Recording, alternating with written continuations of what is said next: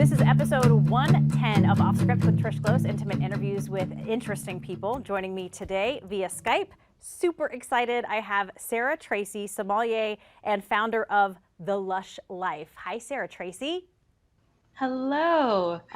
I love that you're appropriately next to wine. Yes, I tend to have wine around me. I don't know how that happens. It's just appears wherever I go these days. Right? And I love that you call yourself a professional lush. Love it. Yeah, that's sort of a little tongue-in-cheek way for me to explain the dual nature of, I think the term lush is really fun. You know, there's a component that's opulent and sumptuous and luxurious, and then a lush is also someone that likes their wine. And I definitely fall into both categories, I think. Yes, you do. And I notice you have the H3 wines next to you. We're going to talk about those, but I want to get to first, where are you from originally? I grew up right outside of Chicago, so Midwestern girl, but I've been in New York for long enough, I think, to call myself an official New Yorker. Okay. What was your childhood like growing up out there? Pretty traditional, white picket fence type of life. I am the oldest of 4 kids, so really fun. You know, actually, I do have to say I grew up a few blocks away from the Home Alone house, if you've seen the Home Alone movies. Stop it. Did you really? Yeah. Yeah, so most people, if I say that, they can picture my neighborhood where I'm from, and 100%. I know exactly. Yeah, I mean, I can see that yeah. street right now. That's crazy. Yeah, and Ferris Bueller and all of the John Hughes movies were all shot in my hometown. So right. Uncle Buck too, fun right? fact about me. Yeah, all of those. Okay, super cool. So you're the oldest of 4 kids. What'd your parents do? My mom is a stay-at-home mom with 4 kids. You know, I'm sure. Right. That ends up, but she was really involved. I grew up doing lots of plays and the community theater, and she designed all the costumes. So she definitely had a creative, crafty side about her. Okay. And then my dad was the executive director of a nonprofit. So yeah, nice. Well, the fact that you were the oldest of 4 explains a lot. It's just that oldest child, right? They tend to they're just go-getters. They're just go do it. I always say that I knew ever since I saw the Muppets Take Manhattan that I wanted to move to New York. So my whole childhood, I had this vision of hanging out with Miss Piggy and the Rockettes. And so I think that was the seed of my New York dreams. But yeah, I always kind of knew New York was eventually where I wanted to be. Beautiful. I went to New York as a youngster and went to Radio City Music Hall and saw the Rockettes. And I was like, that's what I want to do. I'm going to be a Rockette. Done. Exactly. Yes. So then talk to me about your path to New York City. Was this a dream in high school? Was this a dream after high school? How did that start? Yeah, my dad took me to New York for the first time when I was 16. And I really fell in love with the city from actually getting to know it rather than just through the movies. But it's not that different than what you see in the movies. Is the thing about New York. And I was always just drawn to it. And I actually went to school for music as a vocal performance major. And, you know, when you want to be a professional singer, it's really New York, LA, or Nashville are your 3 main options. And New York was going to kind of always be my place, I think. So that's what I moved to New York to do, and ended up doing that and then finding wine somewhere along the way. That's interesting how that happens when you do have this dream, but then that tends to take you down a different path. What school did you go to? What would you said you majored in? Yeah, I went to Boston Conservatory and Berklee College of Music in Boston. So we would come to New York on weekends. We would get into the dollar bus and come see Broadway shows and concerts and stuff like that. So I was already kind of conditioned to that New York lifestyle. And then right after graduation, I basically moved, and a lot of my college friends had also moved to New York, and everyone was making music. So it was a really nice little network to have. We could all go see each other's shows and open mic nights and support each other. And to this day, my best friends in the world are still my college friends from conservatory. I love that. What did you want to do with that? I mean, you wanted to be a singer, but where did you see yourself taking that? I think I saw myself like optimally like Adele. Like Hmm. that was probably the type of dream, but not everybody gets to be Adele is what I've learned along the way. But yeah, I had a band and it was really fun. It was a great time in my life. We were young, played a ton of shows around New York, everything from like the swankiest supper clubs to the nastiest dive bars and everything in between. And we were signed to an indie label and had a couple albums out and a couple of music videos. And really, we're doing the thing. And I always just like most working artists had to have some kind of side hustle to pay the bills. Yeah. And so I was cocktail waitressing at a nightclub, and it was a really fun experience. But I was also getting home at 5 or 6 a.m. every night after a really wild night, battling the crowds at the club. And eventually I wanted a little bit of a change of pace.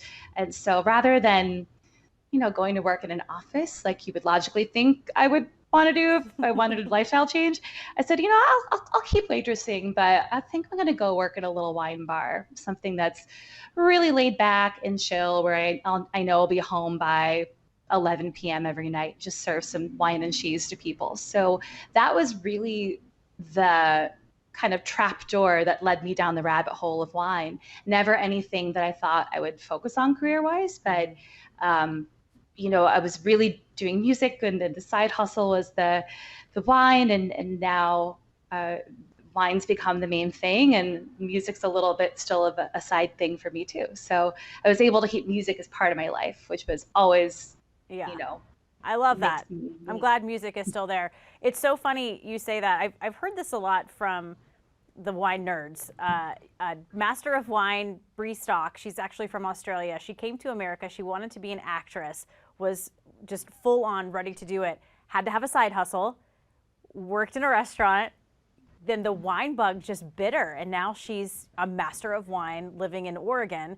But I hear this a lot, that the wine bug bites people, and then they just start soaking up knowledge and they can't stop.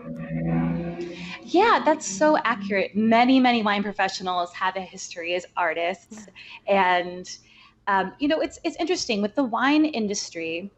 You're not a little kid dreaming of being like a fireman or a ballerina or a sommelier, right? Like it's not like a dream that you have as a child.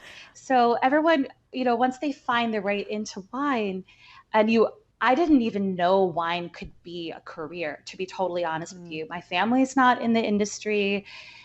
My parents like wine. They're not connoisseurs by any means. And I had no background, no exposure. We never like took a trip to wine country in California. I mean, I had no background in wine at all. And exactly, I think that wine is so similar to art and music in that way, that it's history and culture, and it's also gastronomy, and it also happens to be geography and geology and nature, and it's delicious, so that helps as well.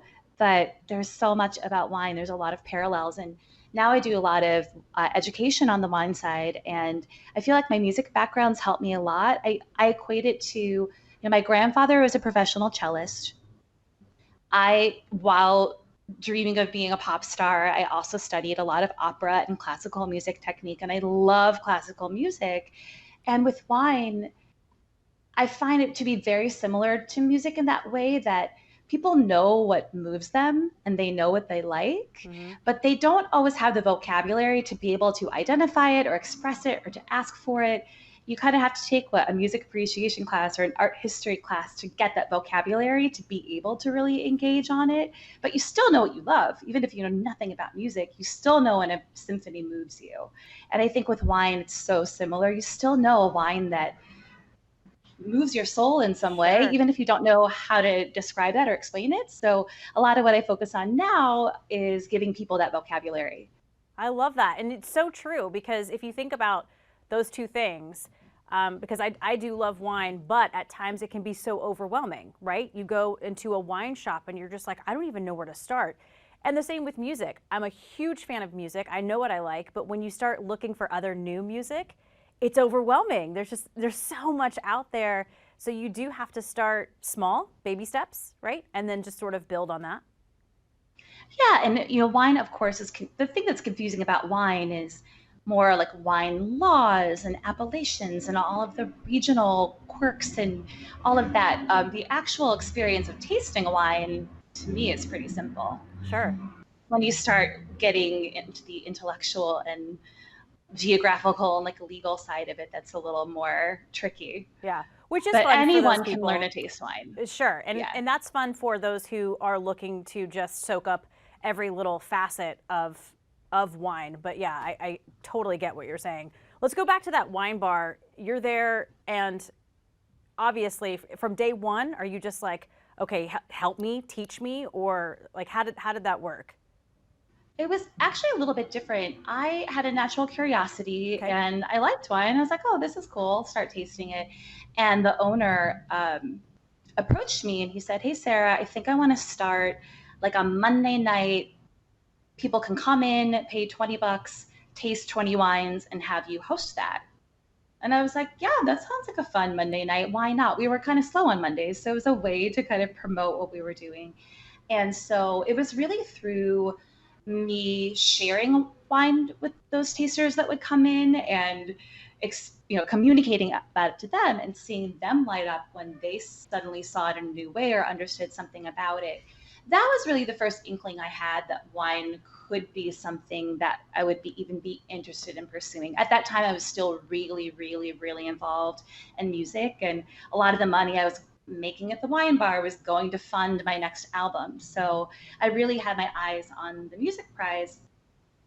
And probably about a year later, after working at the wine bar, I really did feel pulled towards wine, but it wasn't immediate. It took a little while for me to start thinking in this way.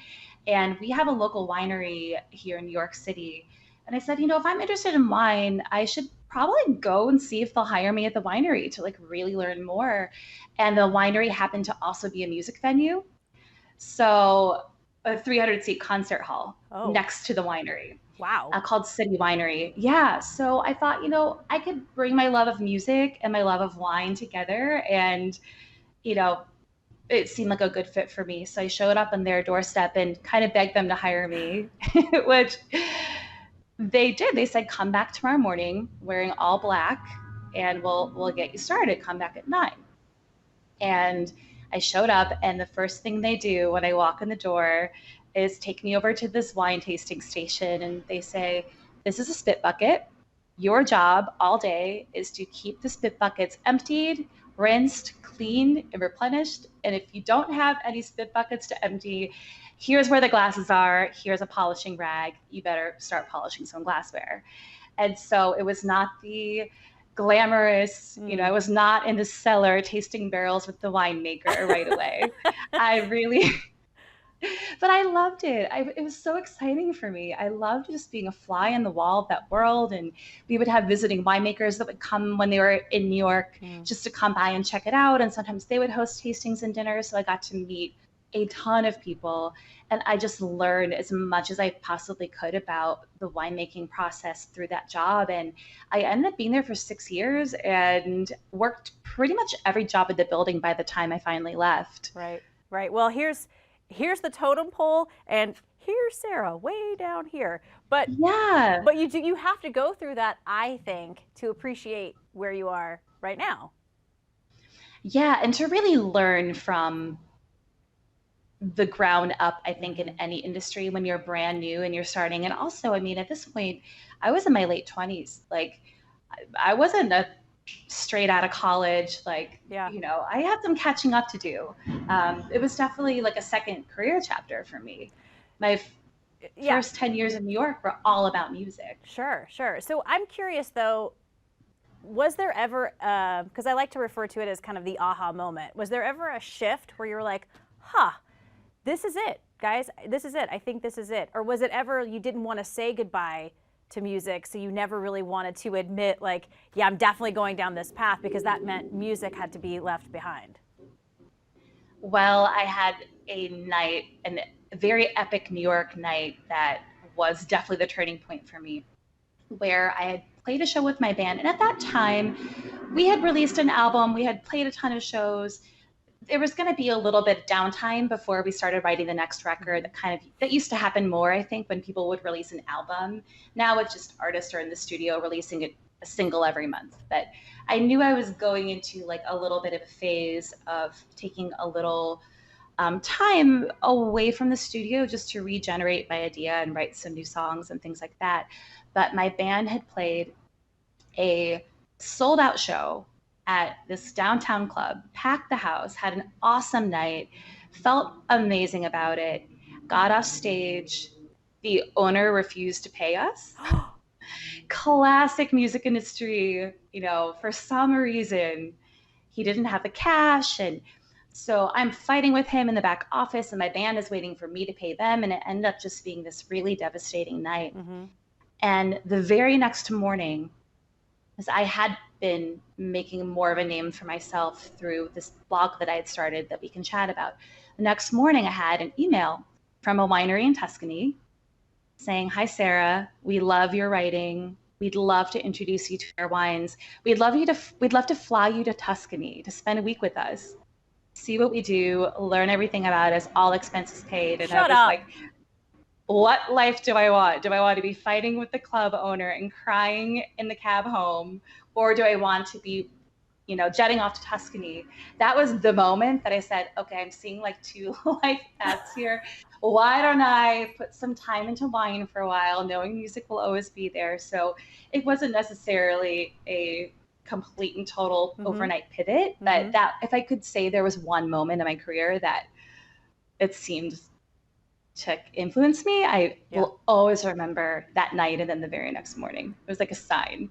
Tuscany will always do it every time, right? Oh, that's true.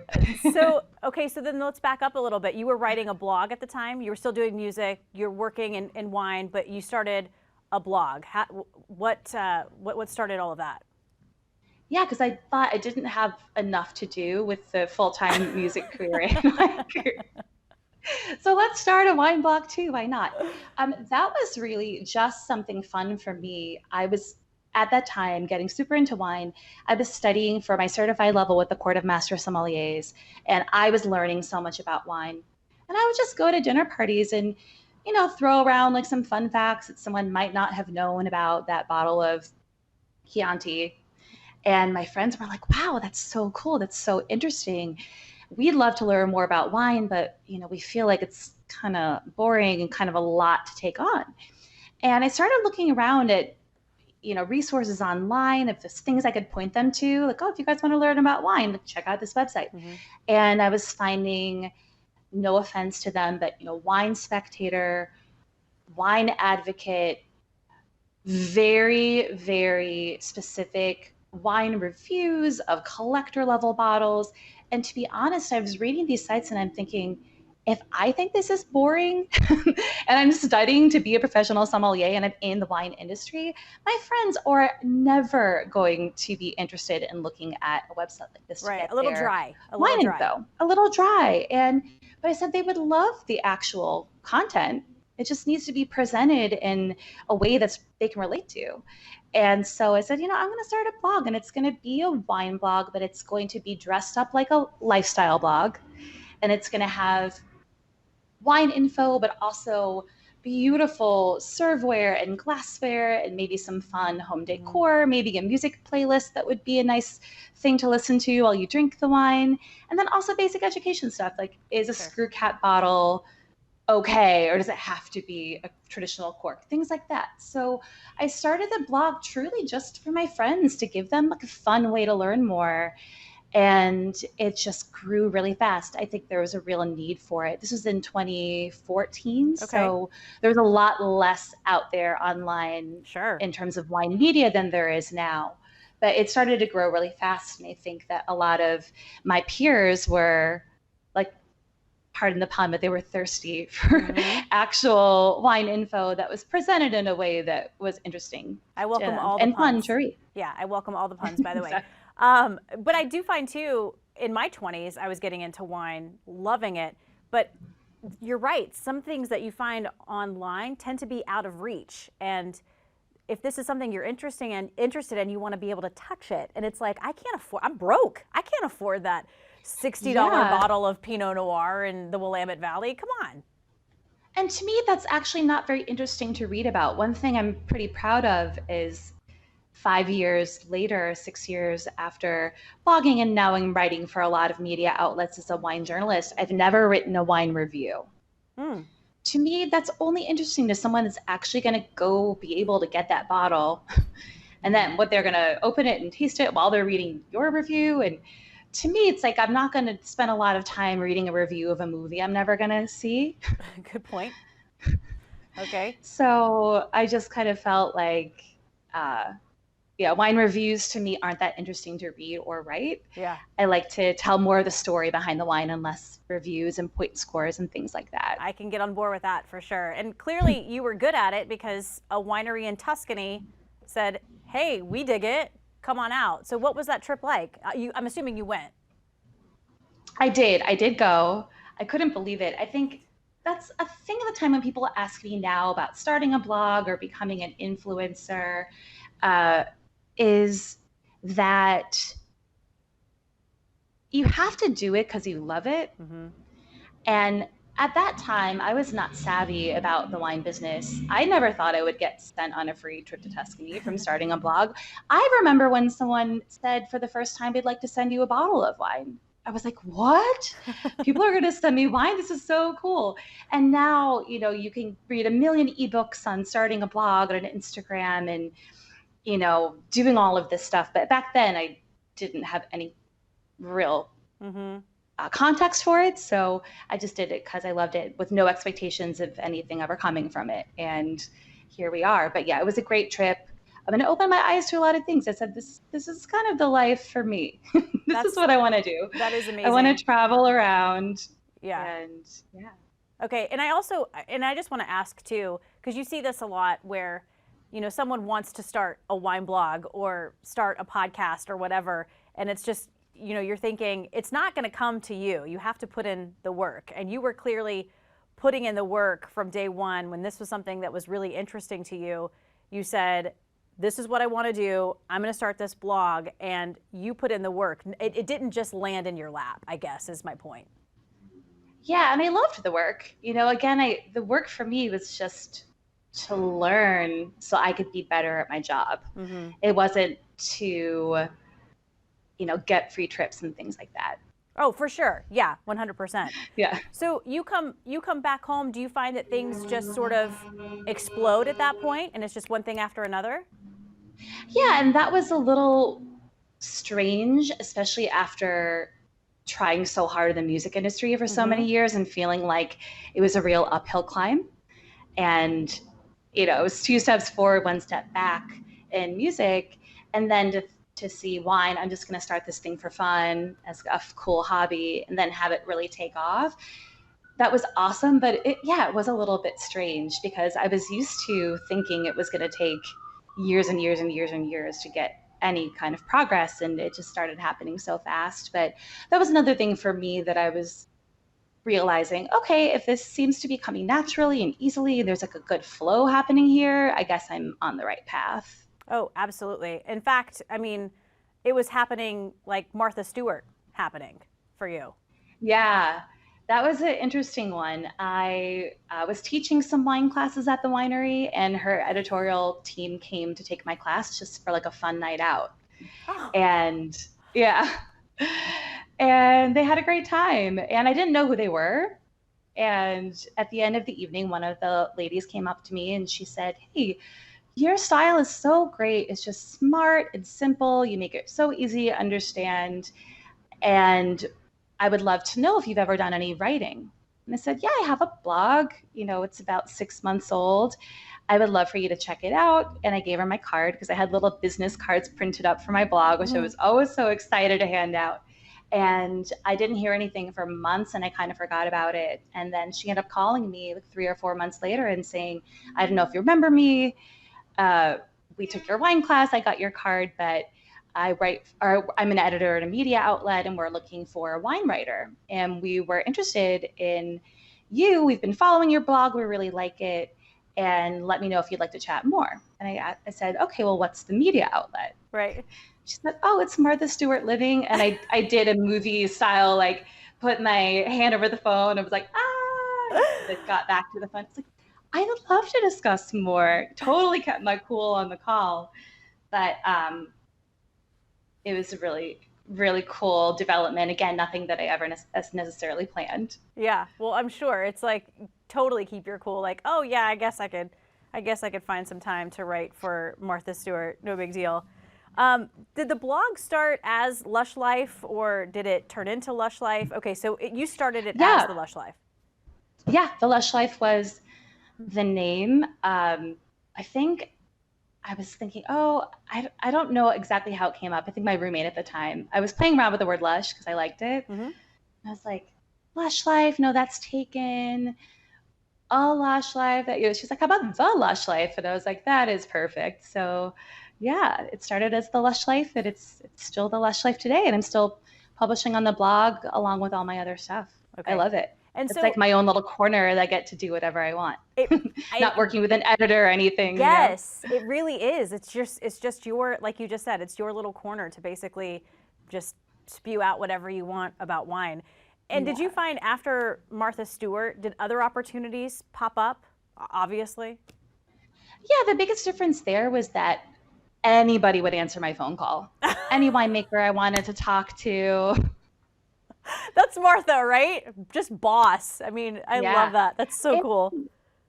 You know, my parents understood that I had a real job that wasn't just, you know, flying around the world drinking wine.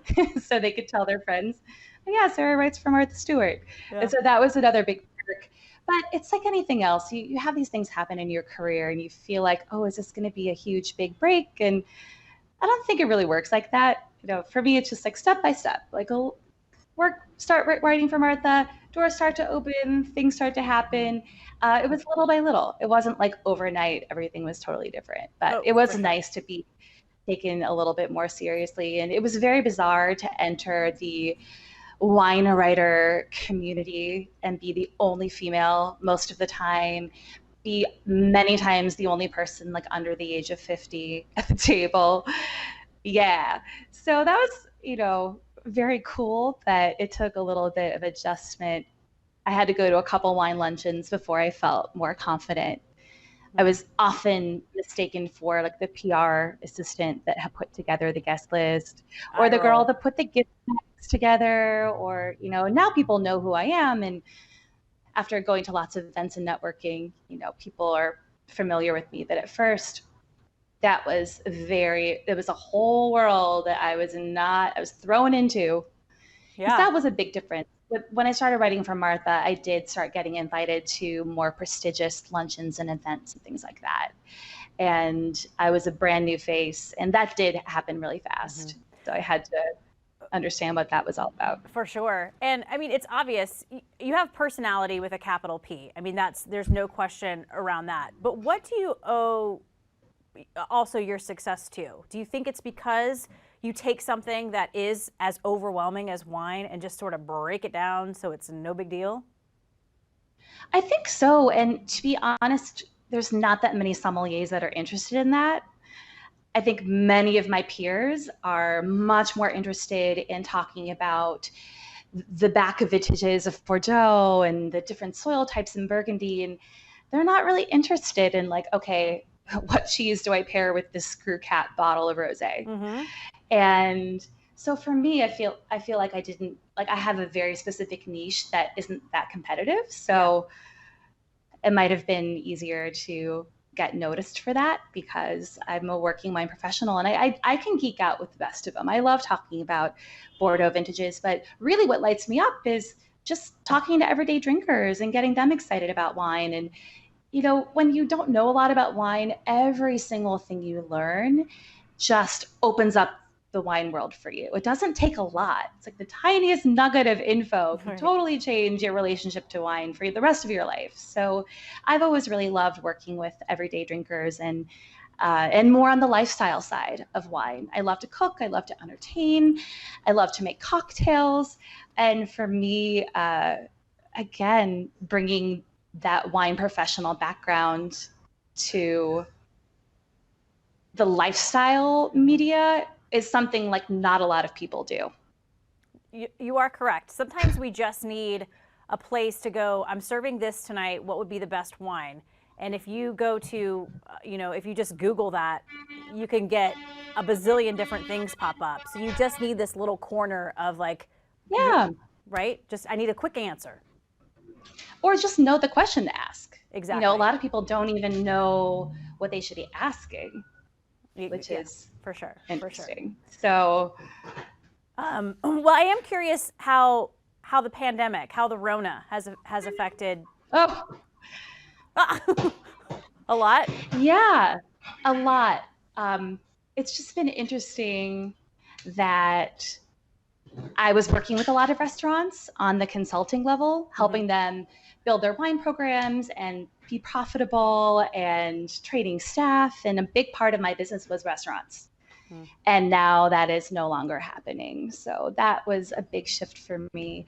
But the fact that so many more people are drinking at home and they're, enjoying wine in the comfort of their own home has kind of been fun, because I've been able to guide people towards wine and food pairing advice of things they can do on their own. They're unfortunately not able to go to the restaurant and talk to their favorite som and get the perfect wine pairing created for them at the dinner. It's more, people are more like left to their own devices now to figure out what wine to get, what to pair, what's going to work. So that's been fun for me to be doing a lot more video and a lot more on social media, just with people helping them out at home. For sure. And well, wine consumption has gone up. I know in my house it has over the last few months. Yes, it definitely has. I have a number somewhere, like an actual statistic of how much it's gone up. It's gone up a lot. And I've found also that people that traditionally haven't been big cocktail makers are all of a sudden, making cocktails at home. Yes. You're not going to go to the cocktail bar and have a fabulous Manhattan appear in front of you. You might have to learn to make it. So I've been getting a little bit more into spirits, because I've had a lot of readers and followers, and also spirits brands say, hey, why don't we do something showing people how to make drinks at home? And I think I'm a really good person to do that kind of content, because I'm not a professional bartender. So if I can make it at home, you can make it at home as well. I'm not infusing my own syrups and lighting orange twists on fire. I'm able to kind of simplify it for people. So that's been really fun. Yeah. I always say I have a healthy-ish obsession with food and all drinks. I do not discriminate against beverages. Let's talk about the partnership with H3, which is what you have in front of you. This is sort of a new thing that just popped out. In fact, I just interviewed Lisa Stardust a couple of weeks ago, which was absolutely fascinating. Half of the stuff I didn't quite understand what she was saying, because she's so smart when it comes to astrology that I'm just like, wait, I need to take some notes on that. But talk a little bit about the partnership with H3. Yeah, so H3 is one of my favorite wineries in Washington State. I visited Washington 3 or 4 years ago, went all over the state tasting wine, absolutely fell in love with it, love the people, love the wines. And I always say, for value, these wines they taste like the Napa equivalent that's 5 times the price. So I love these big, bold reds. So H3 has done something really interesting. They've relaunched a brand new label design. And H3 stands for the Horse Heaven Hills, which is where the winery is located. And they're working with small family farmers to procure all the grapes that are going into these wines. So 95% of the grapes are from small family farmers in the Horse Heaven Hills, which is something really cool that a lot of people don't know about H3. So back in the day, this region used to be horse country, and wild horses would just be galloping around. And so the emblem of the wine is the winged horse, or that Pegasus mythological figure. And the new labels have a gorgeous silver wing on the front. It just nods to the history of the winery. And it's a big moment for them. So in order to celebrate their makeover, their beautiful new look, they worked with Lisa to come up with some fun horoscopes that lead you to a wine that you might like based on your zodiac sign. And I just love that. Anything that gives people the courage to just try something new. Maybe I wouldn't necessarily go for the red blend, but if I'm a Virgo and my horoscope says I'm drawn to that in my wine journey, I might discover I might just love it. So I think the playful aspect of that is just so fantastic. Lisa's great. And I was reading through all the horoscopes she wrote for all the different wines, and they're really, really fun. They're very clever. Very, very, yes, super cool. And those wines are available right now with that new label? They should be. They're starting to roll out. Okay. So, if you go to your local store, they have them at many grocery stores, Target, Walmart, your corner wine shop should have them. And you might see the new labels. If you still see the old branding, it's still the same delicious wine. So you could absolutely still enjoy it. But little by little, we're starting to see the new labels on shelves. It's super exciting. Fantastic. So you said you visited Washington. Have you come to Oregon wine country?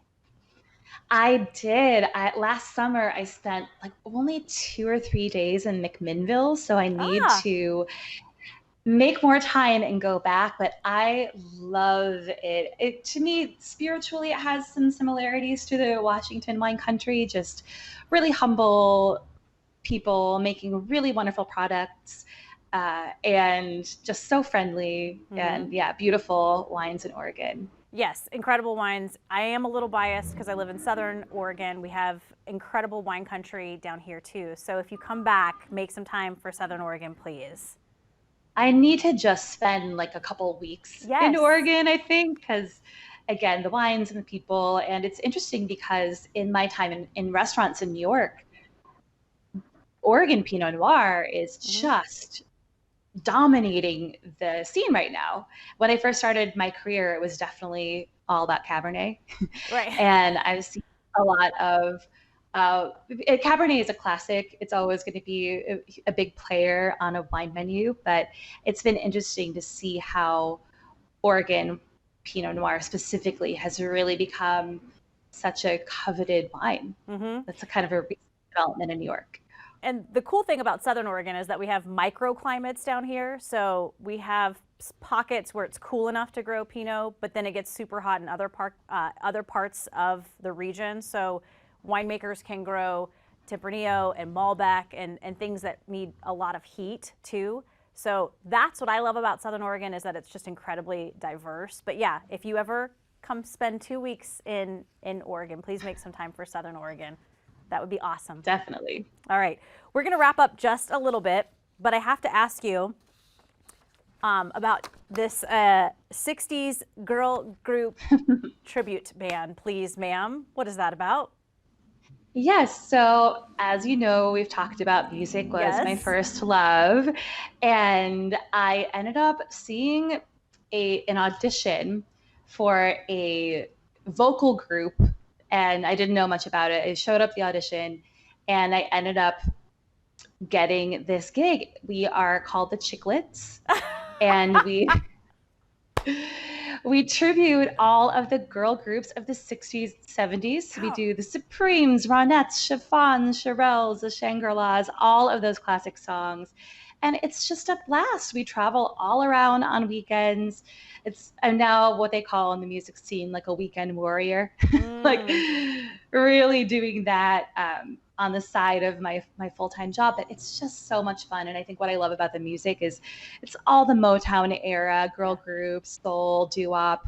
Every generation loves this music. We'll do a concert and we'll see little kids and grandmas and everyone in between just rock it out to some dancing in the streets. It's just a blast. So we have a lot of fun. We wear the sparkly dresses and we do the big hair and we have choreography, and it's just a little treat for me. It's a nice break from, my wine life to be able to have an alter ego that's wearing a sequin dress and gloves and big hair and singing and dancing some Tina Turner on stage. So I love it. So good. So good. And that's, you said the Chiclettes, Chicklets. Chiclettes.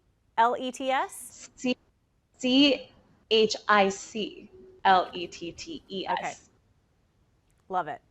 That's pretty awesome. And I love that you're doing the two things that you love the most? You're still doing wine, but you're also still doing music. I think that's, a lot of people can't say they can do that.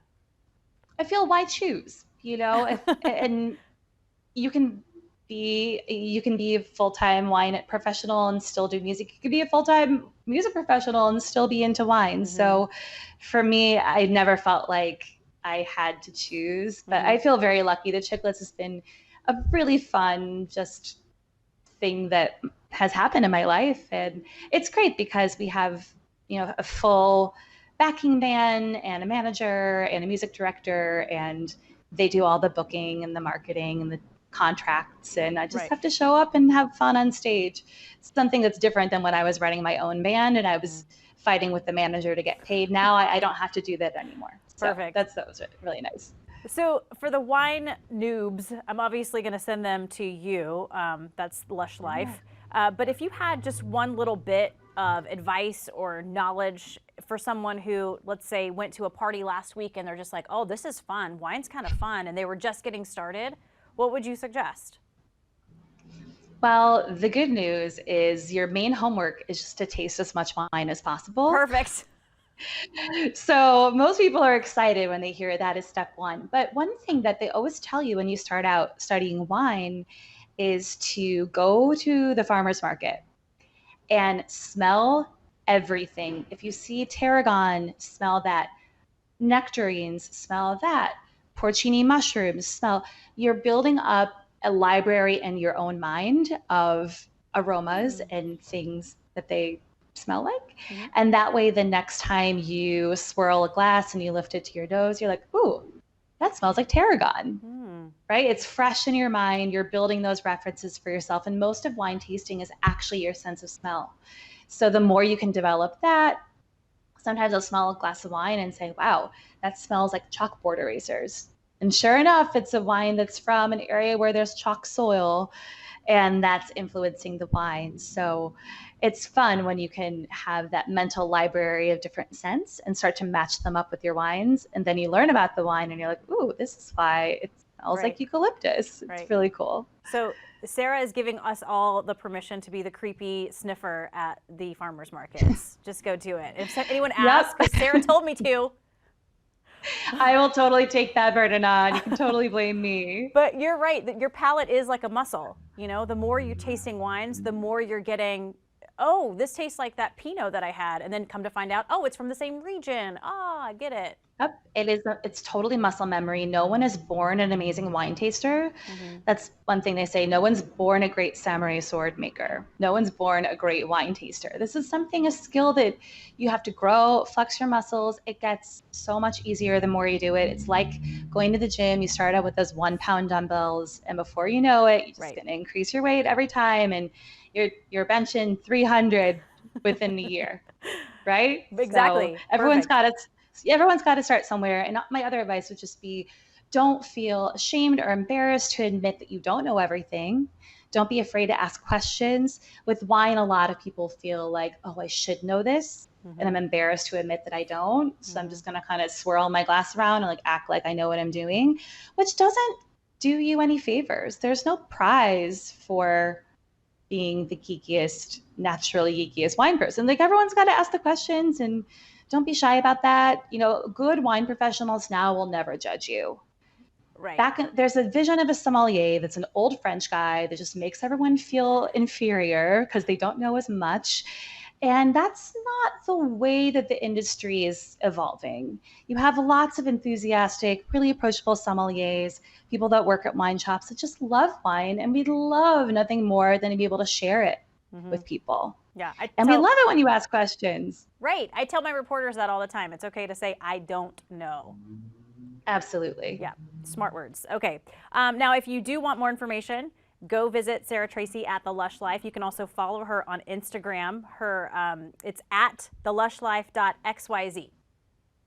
Right? All the tips on zips. Yes, exactly. Okay, we're going to wrap up and get to the final three. You have been so much fun, Sarah. I feel like I could talk to you for another 45 minutes. But let's get to the last three questions. Best advice you've ever been given?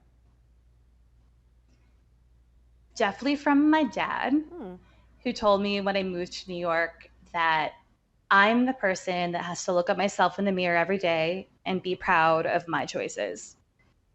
It's not about what anyone else thinks is good, okay, what anyone else thinks is success. It's really about your own compass and that personal integrity of knowing that you can look at yourself in the mirror and say, I'm proud of myself. I'm doing what I'm supposed to be doing. I'm living the life that I want to live. So that was great advice. And I definitely have followed that for sure. Is that something that you've heard kind of like right back here your entire life about to make a decision? You're like, oh, wait, what did Dad say again? There's going to be haters for everyone, right? There's people that will doubt you, people that will question what you're doing. Especially, I've went on a life path that not a lot of people are going down. There's no instruction manual for what I'm doing now. So it's just all about feeling confident and knowing deep down in your heart that you're doing the right thing for yourself. Yeah. You could be the juiciest, ripest peach on the planet. Not everybody likes peaches. That's it. But right? A lot of people do. Enough people like peaches. You're going to be good. Yeah, exactly. Okay. What's your happy place? Somewhere on a boat. Let's say a boat on the Italian Mediterranean with a glass of sparkling wine in my hand. Amen, sister. Amen. That some sounds fantastic. handsome crew fanning me with something. Perfect. Handsome young Italian guy, exactly. You were right. So there you go. Okay, final meal, final drink. Final meal, definitely a dozen oysters, a bowl of super skinny, crispy French fries with aioli on the side. Oh, yeah. Probably some steak tartare. And I will say a glass of champagne with the oysters, and then a big, bold Washington State peppery red wine with my steak tartare. Okay, I'm coming to your final meal. That's easily one of the best I've heard in a long time. I'm coming to yours. You're making me hungry now. I know, right? Thank you so much again. If you are listening to this podcast on Apple's podcast app or Spotify, subscribe, please. Rate and review. It helps other people find us. You can also watch this podcast at ktvl.com and on YouTube. Just search for Off Script with Trish Close. Before I let you go, I love all the big city sounds. That's Brooklyn for you. We have traffic and we have honking. I love it. You know, this is the era of COVID, is that we're never in studio. We're always just coming from home. So I don't have a very good soundproof apartment, but I love it. It's been so fun to hear, like, you know, a motorcycle or someone honking whiz by. It's great. That's been a lot of fun. Awesome. One more time, Sarah Tracey, sommelier and founder of the Lush Life. Thank you so much for giving me some time today. And go check her out and learn some things about wine. Thanks for having me, Trish. This is really fun.